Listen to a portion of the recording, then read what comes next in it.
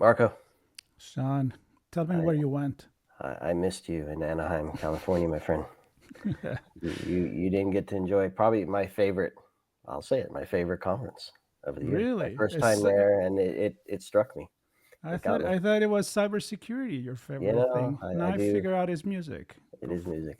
Yeah, There you go. it's been certainly music's been part of my life way longer than cybersecurity has, which we've talked about a few times on my show. But no, I was fortunate enough to attend NAM the NAM Show 2025 and got to see presentations and be part of conversations, a few performances.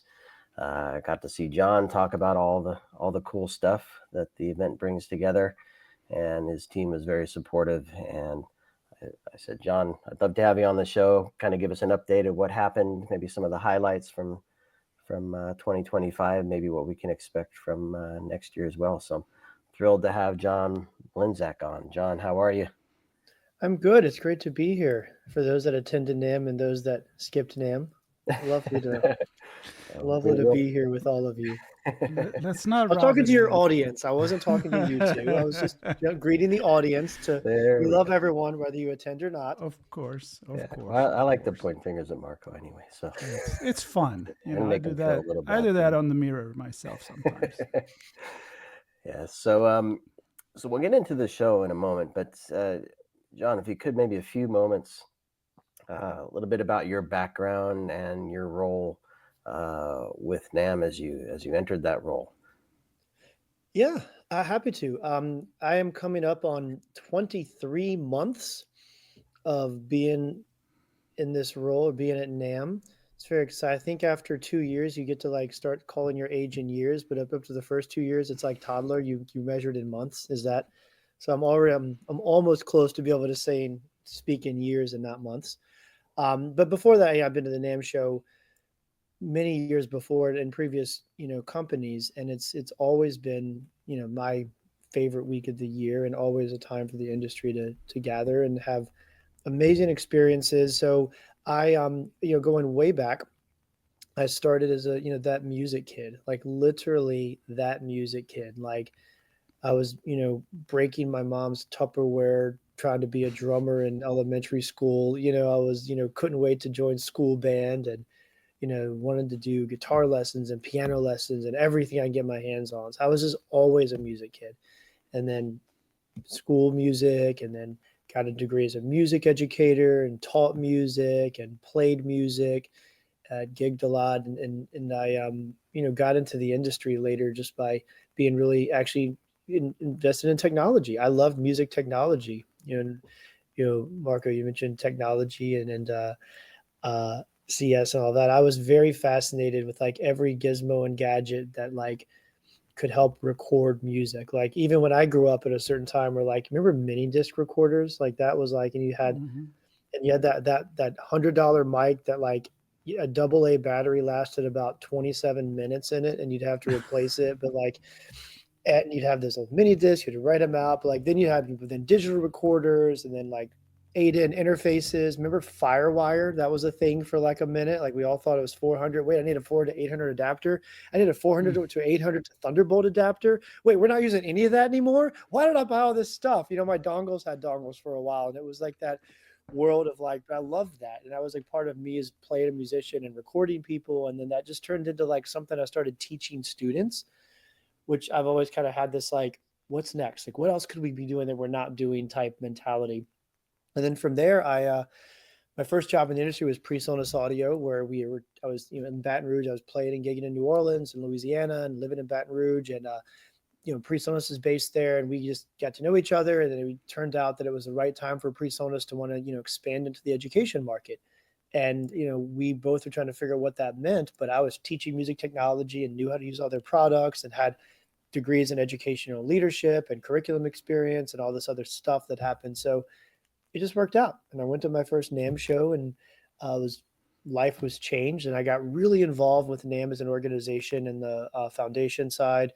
I was involved on NAM's advocacy efforts throughout my 10 years. So I've always been really close to NAM, and NAM has been, a very important part of my career journey, because obviously everything thing I've learned and the connections and the relationships and everything have been part of just attending NAMM shows. And I got my dream job 23 months ago, and I couldn't be happier. Well, I can relate. My parents said everything was a drum for me. If I could tap it or hit it, it was getting tapped and hit. So definitely deeply ingrained for me too. And yeah, I love you had so many experiences, and including the education. I wish there was more of that, and perhaps we can touch on that a little bit as well. So you're coming up on your 2 years with NAMM itself. Maybe a word about NAMM, not just the event, but because it's a membership group. Um, what does it do? Who's it for? What's NAMM as an organization all about? Yeah, I'm glad you asked that question, because NAMM is the National Association of Music Merchants. NAMM was founded in 1901. We're coming up on a 125-year birthday next year, so we're getting ready to do that party. But so NAMM is founded as an association. We're a 501c6 trade association. We are the largest in the U.S., but the largest global trade association, and we represent the trade of musical products. That means any company who makes, manufactures, sells, distributes musical products, we represent them as an industry. And so we do, like I say, like typical industry stuff. We provide research and data and analytics to our members. We advocate on policy. We lobby on policy on behalf of our members on trade issues that affect our industry. We're heavily involved in tariffs right now, educating our members, things like that. We advocate for music education, the right for every student to have access to music. That's been a big piece of our history. We put on, like, we have lots of education, NAMM University online pieces that we do. We do the oral history program, tell the story of our industry. So a lot of our year, like, we are a trade association. We have a very big team that's working every day on all of these fun things that we do for NAMM members. The NAMM show is the most important, largest event that we put on for our members that gathers the industry annually, and of course is the largest show in the world for the music products industry. And then we also operate the NAMM Foundation, which is a 501c3 charitable foundation, and really everything we do funnels to the NAMM Foundation with additional donations from our members, and we reinvest in growing our industry. So it's sort of a cycle of, if you start, the foundation creates more music makers worldwide. NAMM provides member services year-round to strengthen our industry, and we gather the industry globally once a year at the NAMM show to kick off the year with strong relationships and product launches and networking, which then helps strengthen our year, which then helps us reinvest through the foundation, and so on the cycle goes. Well, very cool. You touched on the technology, and I love to always look back, right? And there is a lot to look back here. I'm not going to ask you to tell me how it was the first NAMM in 1901. Probably you don't remember that. You were there, but you don't remember. But what I am always fascinated is, even if you look back at when you first went there and you were just a participant to the show, how things have been changing in the past few years with this technology that, let's face it, it's getting faster and faster. It's rolling out faster and faster. This is my favorite thing to talk about. You can, I knew it. That's why I asked you that. We're coming up on 125 years, and right now we're looking at next year of, like, when you have these historical milestones, you really start tracing your history. It's sort of an opportunity to celebrate. Like, you have a big birthday and you start thinking about all the years in the past. So we're in that world right now. You could tell the story of the history of NAMM by marking the technological innovations, and every dot on that timeline, every dot, before the dot comes, this thing's going to kill us. At the dot comes sheer panic and a cognitive the angel devil of, like, embrace and move forward. No, we got to protect the way things were. And then 5 years after the dot comes new opportunities, innovations, more successful industry that we never knew existed at the point the dot was there. And you could paint all those dots and you can name them in products. In fact, in 1902, NAMM was a piano show. And then they had these pieces of paper with holes in it that turned gears, that played the Mm-hmm. piano for you. And then, well, we're never going to sell sheet music. We're never going to have musicians. The world's over. 1917, I have one right here in my office because my grandmother actually had it and I didn't realize it. And I found it a couple years ago. I have a Victrola talking machine Mm. from actually 1923, this model, but it was that all of a sudden you could crank and play records that no one's ever going to sell instruments anymore, ever. And you go on and on and on, and you get all the television, all the radio, all the television, even to the internet. In fact, there's a funny one. The first board meetings, I went back and read all this history of NAMM. I actually read the board meeting minutes and the documentation. It's fascinating. When the internet came out, the concern at the time at the board meeting, the argument, and it's so funny back in the time, you have someone on a typewriter, it's like the gentleman from so and so music declared like exclamatorily that he blah blah blah. The gentleman from over here, like these very formal minutes at the time. Mm-hmm. Yeah. The conversation was, oh no, this internet, if everyone has a web page that has your 800 number, then customers are going to be able to find the 800 number of the store in another state, and you're going to be able to start selling there. Because you go back before that, it was, well, the phone book was only a state phone book. We'd have a national, and it was like it was the threat of the internet was someone was going to be more easily be able to find your 800 number and create more competition. That's what the concern was. Wow. Incredible. What is our 800 number of AI today? Because that's what I look for. Like, what the big thing AI, because right now we're talking about the 800 number. 5 years from now, we're going to be having a different conversation. So I love the innovation. And I think our job as an industry is to help our members embrace Mm-hmm. and help our members, move forward and ensure that we as an industry grow with the times and the technology. I think that's a core thing that we do as NAMM. Mm-hmm. Yeah, and it's interesting that we're talking a bit about this because one of the key takeaways for me, yes, there was a lot of innovation and a lot of new product announcements, a lot of technology. It seemed a lot of technologies embedded in other technologies, a lot of collaboration technologies coming from NAMM 2025.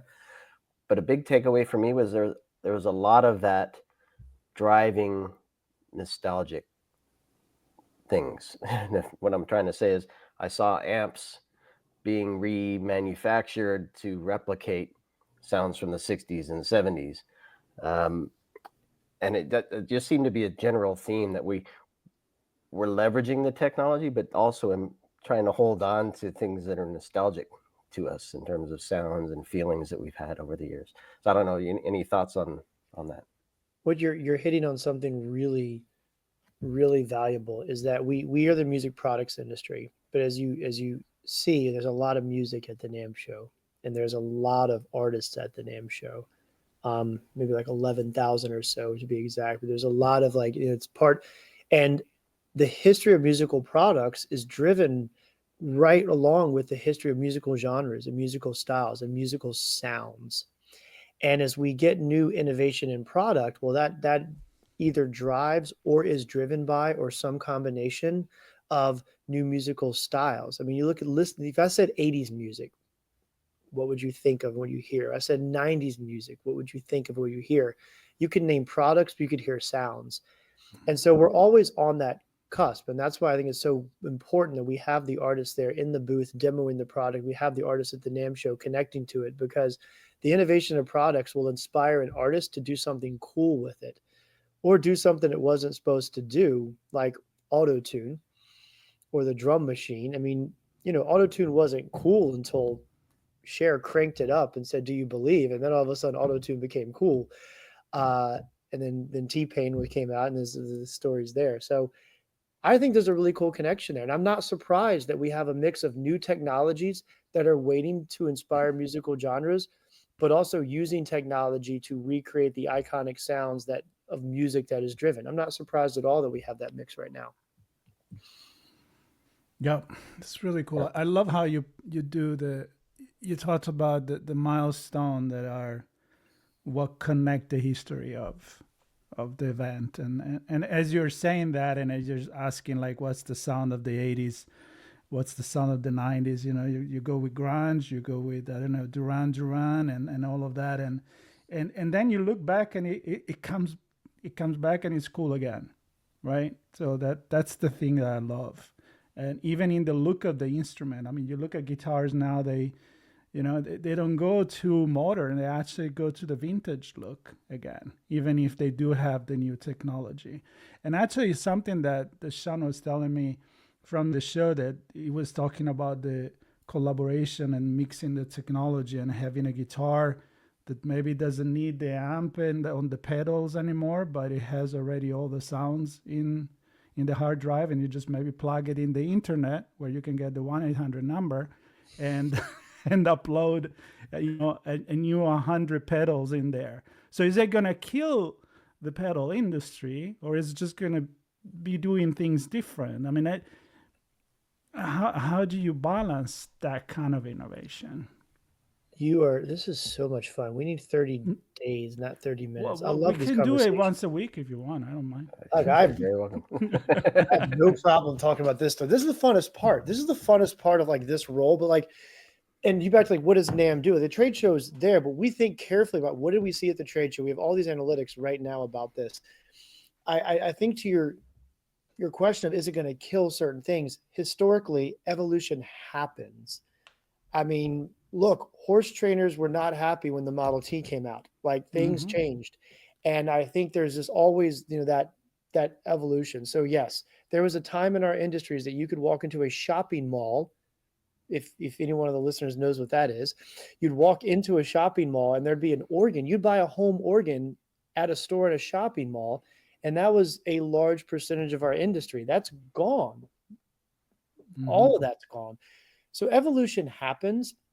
And of course, we never want to see people go out of business and change, but we see stories of companies that have innovated and innovated and innovated. The companies that have been here 50, 60, 100, 200 years in our industry have continued to innovate.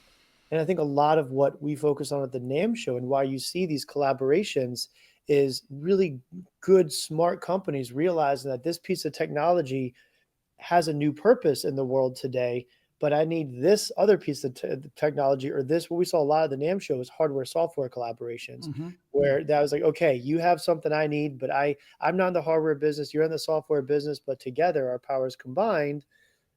I think evolution and innovation is the history of our industry. And if you haven't figured out yet, I'm very much a lean forward person. Like I think NAMM's job is to help our industry and our musicians push into evolution and faster.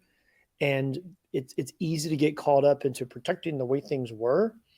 And according to the dots on the timeline, according to every dot, the evolution happens. The longer you fight it, the more it hurts. And you know what? Then I'm going to leave the word to Sean because I know it has a lot of questions. But one of the song that I quote the most is, the radio killed. I mean, the TV killed the radio star, which it didn't, right? I mean, and then in the internet, you have everything. You have podcasting that is nothing more than radio, but just on demand. But it's still the same concept.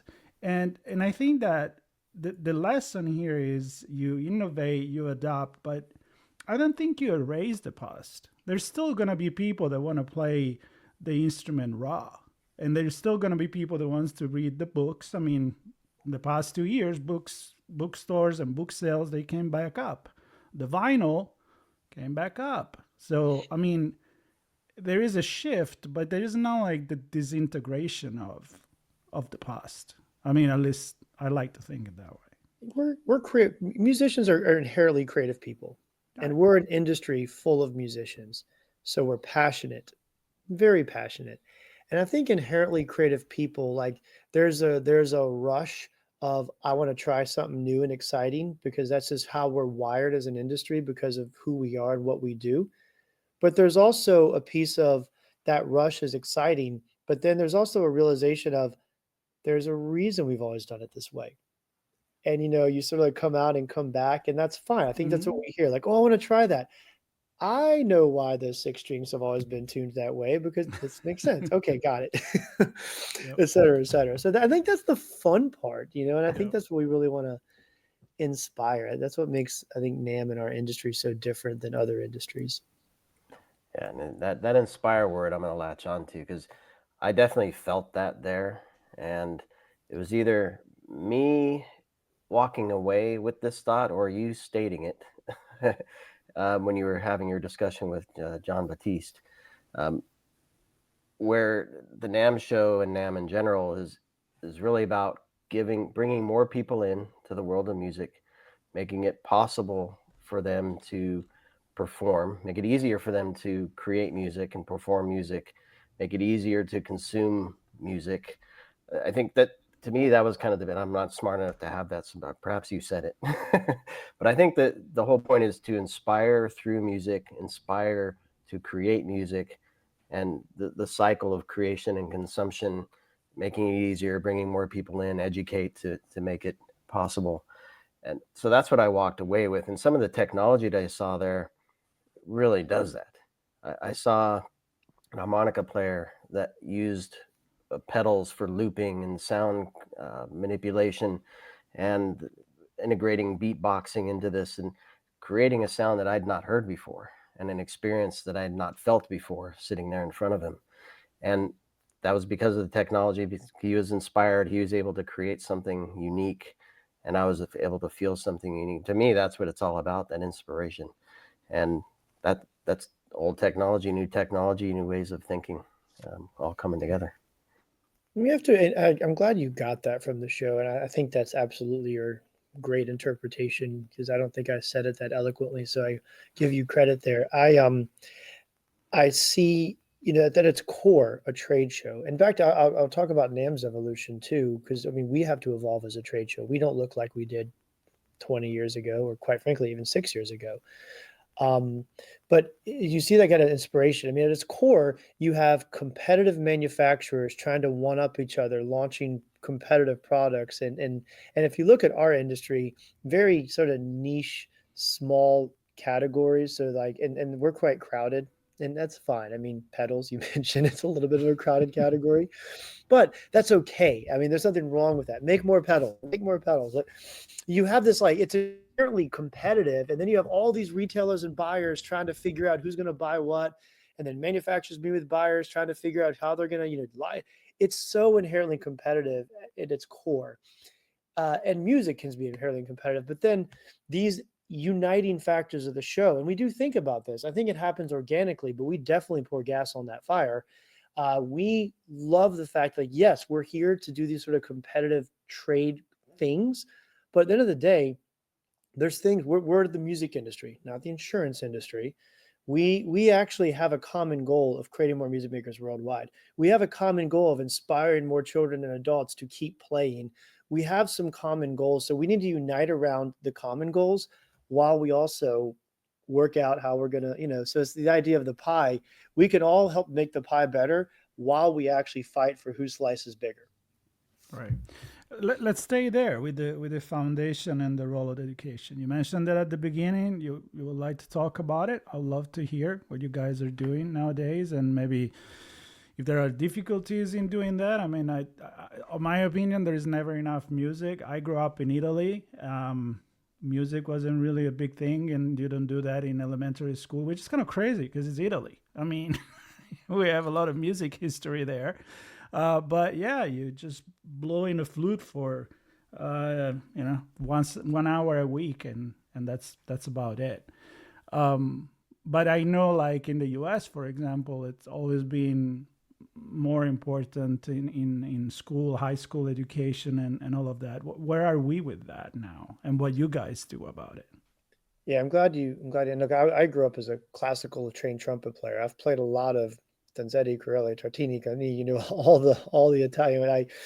And we as a foundation, it is interesting, a daunting task. Like, we want to reinvest, and the idea is that we have, all the profits from the NAMM show. We have members that want to donate to give back to their industry. So we consider we are our industry's nonprofit. So then how do we reinvest? And we actually just hired an amazing new executive director of our foundation.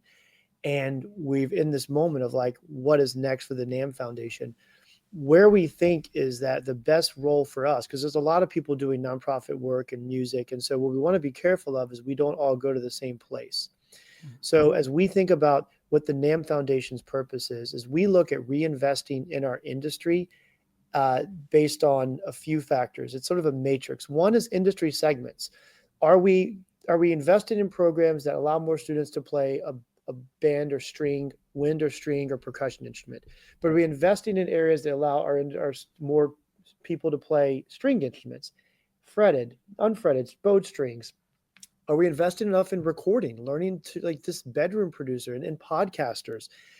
And so we look at all the industry segments of our trades, and we look at how we invest and what nonprofits we invest in and what programs we work to help create or fund to make sure that, one, we are giving back to our industry in a holistic way so that it's important that every NAMM member sees themselves in the way we give back to the industry. And so we do a lot of K-12 music education, don't get me wrong, but we also, aren't sleeping on the community group or the after school audio program or everything else that's happening as well. So we look at industry segments and we look at the lifespan of learning. That we're a high first touch industry, just like a lot. You do sports, you do music, you do something early on in life, the chances of continuing are much higher. So we know first touch, early childhood, middle school, secondary, in school is key. But at the same time, adults get a little more discretionary income and start longing for a hobby. So also looking at college, adults, seniors, for the silver population, there's a lot of opportunity there. So we look at the lifespan of learning to make sure that our giving is appropriate. So it's kind of like creating this portfolio of we give to our whole industry across the lifespan of learning. And the number one thing that we always think of is our giving has to create a music maker or retain a music maker. So we're careful as much as, like, I'd love to buy beautiful new uniforms for every school marching band. I'd love to send kids on more festival trips. I'd love to bring in more guest artists. That's all great work, but we feel that work's not our lane. So we really want to say to our industry, because everything we do has to support all the companies that support us. We're thinking carefully about the funds you give us. We're giving back to your industry. You can see yourself in the work. You can see every age of your customer in the work, and we're creating and retaining our customers. Well, I'm super grateful to. I'm a fellow trumpeter. Actually, I'm a little shorter than you, so I actually played a shorter instrument, the cornet. Oh, of course. Yeah. Yes, there you go. But no, I'm super grateful that I had that opportunity to have that training and to understand what music means, not just play it, but understand what it means and how I can use it to help me feel better and to connect with other people and have conversations. And by going to the NAMM show, it connected the world of technology for me as well, which was the reason I launched my new podcast, Music Evolves, to talk about technology and music and some of the things that we can look at to help connect more people through music and create more music creators, as you put it. We have a few minutes here. I want to maybe ask you to pick your favorite child from from the NAMM show. There was so much going on. I mean, lots of performances, the whole launch day with new products and a lot of some celebrities part of there, a lot of technology coming out. Is there anything that stands out to you as a highlight from the show? Something you saw, heard, did? I like that question. And I'm going to answer it very personally because, as NAMM CEO, I have all my stats and I can give you the big highlights, but you've seen that. The press release saw that. We've seen that. For me personally, and of course my schedule is running thing to thing to thing, you actually mentioned it already. It was the John Batiste interview. And I'll, give you some like behind the scenes view of like A-list artists. It did start 15 minutes late, as you saw. I wasn't sure it was going to happen until about 10 minutes before it started. I met John for about 10 seconds backstage. We were getting mic'd up. He didn't know me. I had done my homework on him. As you saw, I could walk through the stages of his life, and I had prepped, but I didn't, he didn't know me from anyone. And, he had flown in super late from a gig, and it was a whole, and his schedule is incredible, by the way. I mean, that guy's getting on a jet and flying overnight and getting up the next day. He's unstoppable. He's a force of nature. But sitting there on stage And you probably saw it if you were there. I think you were there, Sean. We walked out like Certainly was. he wasn't sure. The first 5 minutes was I'm going as an interviewer expert like you are. You probably saw what I was doing. Give softballs. Talk about your childhood. Talk about your past. Talk about your music. Let's just get you comfortable. And I couldn't break it. Like it was like, but there was a moment when he asked, "Well, what is NAMM?" And like this part of like one of the biggest artists and the biggest careers from TV to film, production, performer, everything starts to embrace the concept of us as an industry. That was a really special moment. And then he starts smiling and we're laughing and we're telling jokes. And it really was special to me because one of the things that I've always loved about NAMM, but I've really, especially in the role now, like, you come in and you want to like get your hands on something even before you get in the office.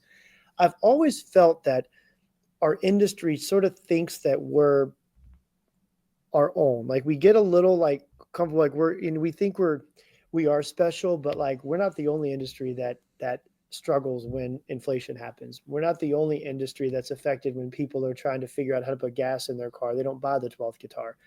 They also don't buy the extra watch. They don't also take the vacation. They don't buy the extra sporting equipment. They don't do a lot of things. We have to stop thinking that like we're too, inside ourselves. And I've been really focused on how do I like lead our industry into something bigger. And that conversation with John Batiste was recognizing like that we as an industry have such impact on what he does every day. The fact that he didn't know it already, we'll get there because every artist in the world is going to know NAMM and the value.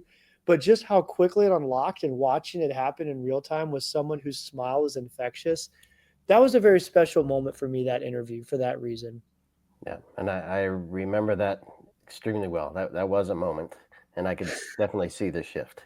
Definitely see the shift, and yeah, the whole thing is incredible. Even the early softball parts were great. So yeah, So that was a fantastic part of the event for sure. Well, usually there is a joke between me and Sean where he has one more I question, always have and one more and I question. and I They're all stop here. I have him, a gazillion still. and I stop him. But this time I'm gonna get the one more question, which is again I want to go to the technology. So, what was something that you felt could be? I'm not gonna say a game changer, but like a technology that is not gonna be the one that disappear, on your opinion, but one that's gonna stick in the industry. you've been covering technology for a long time. I can tell because that's the right question to ask. Chasing fads. We love to chase fads, and by the time I we call it blinking lights and funny noises, yeah, dog So chasing cars, you never catch it, you know where they're going. So, um, I can tell you, I know exactly what it is for me. And I had the opportunity. We've been, working, just getting to know our Southern California partners down here at Qualcomm a little bit. And we have a friend over there that comes from a music background, one of the high ups in their product team. And we've been, meeting a little bit, talking about what Qualcomm's doing with processing and AI and what, partnerships they're having with other companies in the future. And Qualcomm was at the NAMM show and we started looking at all these AI products and the AI technology. What the future I see was a real unlocking moment is the one piece that we're about to unlock is processing power. The ability to do things in real time that we've become used to working within the constraints of let that render and go make a cup of coffee. I want to drag this plug in and hear that up. That's going to take 3 seconds. Let me stop the track, drag in a new plug in, wait for it to render, start the track again. That has affected our entire practice as creators and musicians. What Qualcomm's leading and Mac and Nvidia is following up, the three big chip makers, and what they're doing with AI AI is forcing us to process faster. We will very soon be able to do in real time what we've always conceived we have to wait for. So now you're splitting tracks, you're pulling out, so you're dropping out vocals in real time on a track. You're not trying to find the mix and tweak. You're throwing plugs in real time, doing this on the fly. That I think is what's going to be the future, and that's going to change the way we create and change the way we process and change the way we approach music making holistically. I love it. I was Love just it. visiting a friend of mine who he's in a band, plays keyboard, and we were going through some of his music, and we were talking about it. I was telling him about my NAMM experience and just that making it easier to create, and that the whole process, like you just described, of sitting in a DAW and trying to, and you have the artist ready to sing, and oh, it crashed out, or the tuning or the plugin wasn't in there, or whatever it is, right? Some interruption or some delay, some disruption can destroy everything, and then even just the experience on the devices that we're performing on, connected to Yeah. those things, But it making also it super empower easy. people. It Yeah. kind of like democratize the music Hmm. experience, right? So I got a question from my dad because I was in Italy at the time when NAMM was happening, and Sean was telling me about the example I brought about the effects on the guitar. And I told it to my dad. My grandfather was a maestro, a piano and singing maestro. And I was telling that to my dad, and my dad is very, kind of conservative for the good old stuff. And it's like, well, is that a good or a bad thing for music? And I said, well, it's probably both, right? It depends on how you use it. If you're going to tell AI, make me a song or write me a book for what it can be, it's going to probably be, pretty bad. It's going to be mediocre. But if you're going to use it to make it easier for somebody to get access to all the tools that you could have and make better music, well, then you're welcome, because you're lowering the entry level to creativity. So it depends what you do with it. Always depends. I agree wholeheartedly. I agree. It's going to speed up creativity. I mean, Yeah. they still say, how much percentage of our brains are we able to use, and like the creativity of humans is unsurpassed. I think we worry about robots and AI taking our job, but you know what? Like, I'll tell you one thing. I'd much rather throw a bunch of meeting notes in Chat GPT and get a summary in 10 seconds than read them Mm-hmm. and manually write them over like 4 hours it would take me. So you can have my Right. job. Take Yep. it, I know. please. Or I'd love to hear what this track sound. Gosh, I really wish I would have mixed this. I didn't like the way I Uh-huh. mastered Yeah. that. I wish I could just Yeah. try it again, but it's going to take me 2 days Yeah. to remaster it. Blah, blah, blah, blah. Oh, I like that sound. Okay, you know what? I will go back and actually do it that way. But I can quickly, I think you said Right. democratizes creativity. Yeah. That was a great way to put it, Marco. Well, Sean, let's finish with that so I actually look good I know. We'll finish so you or look good. sound good for people listening. Well, I'm already excited. January 20th through the 24th of 2026 can't come soon enough for me. That's the next NAMM show, 2026 version. John, I hope to see you there, and Megan and the rest of your team that supported me last time. And I hope to get even deeper into all that it has to offer. And hopefully it's not until then that you and I have another chat. Perhaps you'll join me on my show. We can talk about more technology stuff and the connection to music, and but in the meantime, hope this one gets everybody thinking. How can This we is great. create more music? Thank you so much for the opportunity. I love this conversation. Yeah, let's have it every day. I'm great. This is the funnest All part of right. my day. All right. Let's talk We got music and coffee. technology We're and good. creativity and Yeah. Be careful what you sign up for, because I'll I'll be on you for that. You're very welcome. We will have you on again, and For we will sure. see everybody in January for NAMM 2026. Yeah. Uh, And for more on location, just subscribe to this channel and stay tuned yeah. for And more so on so location with me and Sean. I'm going to go ahead and plug my show. If you like technology and music and that intersection and all that it brings, stay tuned to Music Evolves, new show from me. So thrilled to have it. John, thanks a million. Thanks everybody for listening. Catch you on the next one.